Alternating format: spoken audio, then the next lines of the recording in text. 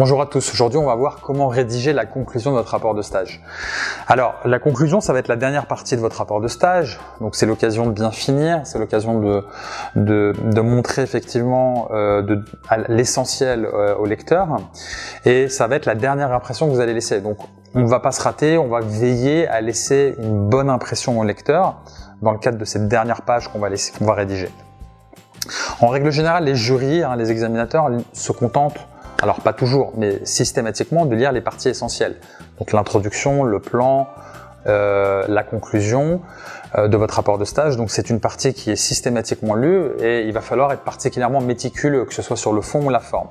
Donc sur la forme, bien évidemment, pas de faute d'orthographe, pas de faute de syntaxe, on est extrêmement rigoureux là-dessus. Pourquoi pas se faire relire par une autre personne qui aura une nouvelle vision sur le rapport de stage et qui plus est sur la conclusion, qui est une partie encore une fois très importante. Et sur le fond, il y aura une manière de structurer la conclusion qui est particulière. Ce qu'il va falloir en quelque sorte démontrer, développer au sein de la conclusion, c'est ce que vous avez apporté à l'entreprise d'une manière très synthétique, puisque n'oubliez pas que la conclusion ne peut pas dépasser une page. C'est l'usage qui le veut, on ne dépasse pas une page, donc on est synthétique.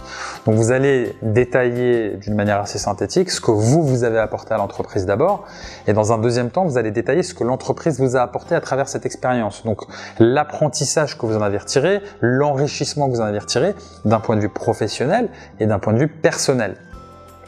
Ça va montrer votre capacité à prendre du recul, votre capacité d'analyse, et votre capacité à vous professionnaliser, à vous intégrer en entreprise.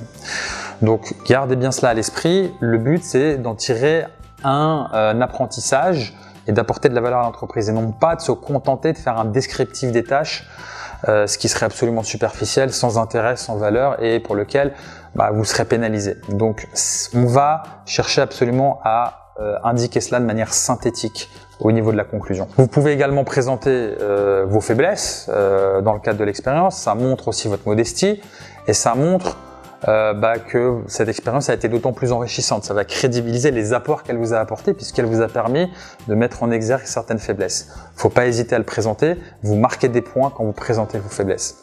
Enfin, on finit par une bonne ouverture. Ça permet de montrer également qu'il y a d'autres perspectives professionnelles ou que ça a permis de conforter une vision professionnelle que vous pouvez avoir. Et c'est en règle générale ce qui est apprécié au niveau d'une conclusion. Donc c'est de finir par ce type d'ouverture qui permet de tracer une continuité par rapport à ce rapport de stage et par rapport à cette expérience que vous avez vécue.